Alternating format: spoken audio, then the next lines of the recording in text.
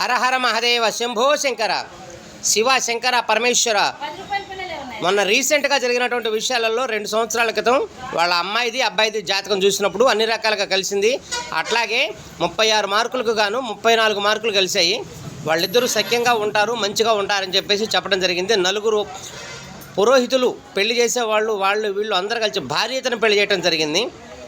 అనుకోకుండా ఒక 15 రోజుల క్రితం భార్యాభర్తలు ఇద్దరు కలిసి గొడవ పెట్టేసి చెట్టోళ్ళు వెళ్ళిపోయారంట.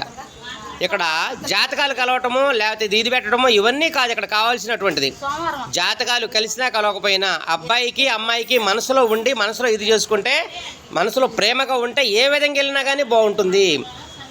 ప్రేమగా ఉండే కుటుంబాల నుంచి అమ్మాయిని తీసుకొచ్చుకోండి. ప్రేమగా ఉండే అబ్బాయిలకి కుటుంబాలకి అమ్మాయిలను ఇవ్వండి. అయినా తరుగుపడిపోయింది. ఇప్పుడు ఇటువంటి జీవితాలు కాకుండా మంచిగా ఉండటం కోసం ప్రయత్నం చేస్తారని చెప్పేసి మనస్ఫూర్తిగా కోరుకుంటున్నాను.